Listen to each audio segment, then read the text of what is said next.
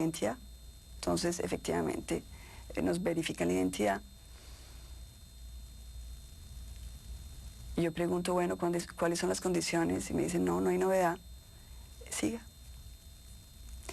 Y yo lo que veo en todo esto es realmente una falla, porque en 3 oportunidades, si las cosas hubieran sido distintas, pues obviamente no hubiera habido secuestro. Si yo puedo llegar a San Vicente en avión o en avioneta, si no me quitan los escoltas, y obviamente yo era candidata presidencial, y el Estado tenía el deber de garantizarme esos escoltas, o si más aún, si se consideraba que era tan peligroso coger esa autopista y irme a San Vicente, tenía que haber simplemente la autoridad del Estado diciendo, no se puede transitar. Escúcheme, y la verdad es que no me lo dijeron ni a mí, ni a las personas que estaban en ese momento conmigo cogiendo la ruta hacia San Vicente. Doctora Ingrid Betancourt, escúcheme un segundo. Es que quería precisarle lo siguiente, que me parece fundamental. Quería precisarle lo siguiente. La víspera, yo tengo la copia del documento, su campaña recibió una comunicación indicándole la víspera la inconveniencia de viajar a San Vicente del Caguán por razones de seguridad. Recordemos que en ese momento, 3 días antes, el presidente Andrés Pastrana había suspendido la zona de distensión en el Caguán. En consecuencia, ellos estaban replegándose, había combates, se había publicado incluso que se habían incendiado varios vehículos en esa misma carretera entre Florencia y San Vicente del Caguán. Igualmente, doctora Ingrid, yo tengo el documento que demuestra que el coronel Rocha en ese retén le dijo, doctora Ingrid Betancourt, si usted sigue las cosas no están bien, pero si usted quiere seguir puede hacerlo bajo su responsabilidad. Y usted escribió textualmente que continúo bajo mi responsabilidad y por mi propia cuenta. Está su firma y está la de Clara Rojas. ¿Usted recuerda ese episodio? Mire, yo le voy a decir una cosa, Darío, yo ese episodio no lo recuerdo. Sin embargo, si eso fuera así, y obviamente, es decir, vamos a contar con que esos son documentos de buena fe. Si eso fuera así, el tema del Estado no es hacer que las personas firmen un descargo cuando hay un problema de seguridad. Yo quiero recordarle que los hechos son diferentes. En ese momento, el Estado colombiano y el gobierno de ese entonces quería demostrarle al mundo que la zona de distensión había sido recuperada de las manos de las FARC y estaba ahora en manos de la autoridad pública, de las Fuerzas Armadas de Colombia. Se había dicho en 48 horas recuperamos la zona de distensión. Si el presidente viajó a San Vicente ese día, fue precisamente para decir, esto es nuestro, sacamos a la guerrilla, no hay ningún problema, ya la guerrilla se fue, volvimos a recuperar nuestro territorio. En ese momento la idea del Estado no era decir, digámosle a Ingrid que no vaya, era demostrar que sí se podía estar en el territorio porque el territorio había sido recuperado y estaba en manos de los militares. Pero lo que yo vi ese día, ¿no es un poco romántico, doctora Ingrid? Escúcheme un segundito que la interrumpa. ¿No era un poco romántico? Usted conoce bien la situación, conocía muy bien la situación de orden público del país, de la zona del Caguán, todo lo que aquí había. Se sabía que esos guerrilleros empezaban su retirada, iban al interior de la selva profunda colombiana. Era ingenuo, por decirlo menos, realmente tomar ese riesgo que podía implicar, como de hecho implicó, mínimo el secuestro, sino la muerte. Mire, ese documento del que yo le hablo, hay una copia que la tiene el expresidente Pastrana en su caja fuerte, hay una copia que está en el DAS, muy celosamente guardada, y hay una copia que reposa en el Ministerio de la Defensa Nacional. Entonces, fue por su cuenta y riesgo. Pero yo le vuelvo a insistir, el problema no es ese. Mire, Darío, vuelvo y insisto, a mí me quitaron mis escoltas. Me quitaron mis escoltas. Y me dejaron seguir. Si el Estado consideraba que era peligroso, tenían que dejarme mis escoltas y tenían que darme la posibilidad de estar protegida.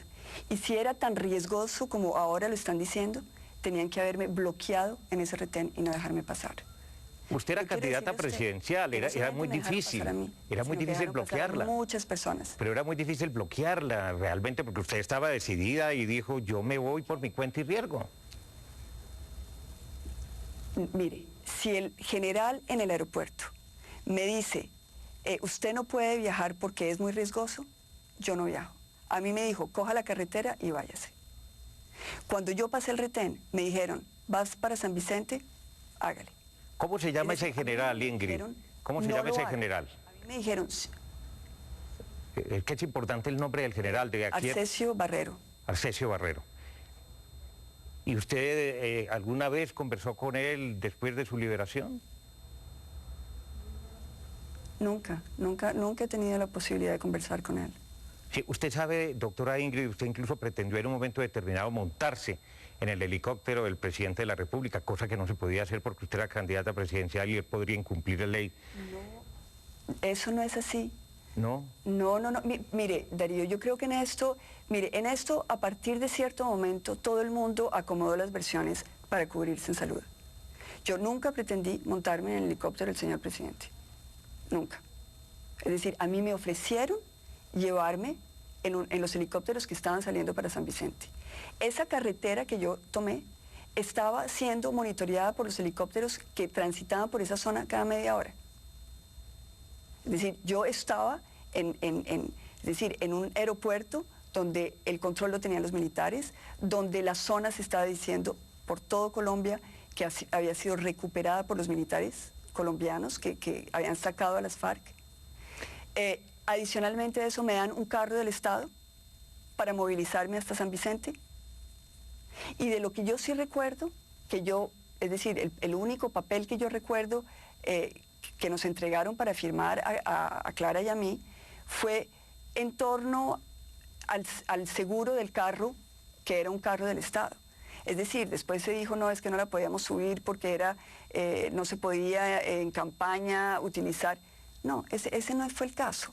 El caso es que en un momento dado, campaña presidencial, me quitaron la seguridad, me dieron un carro del Estado y me dejaron transitar por la carretera. Pero el Estado, doctora Ingrid, le advirtió, por lo menos eso es el testimonio que está escrito y el testimonio también de Camilo Gómez Alzate, a quien yo invito a los televidentes a que escuchen qué fue lo que dijo el día viernes después de la primicia de Caracol Radio sobre estas dos solicitudes de conciliación.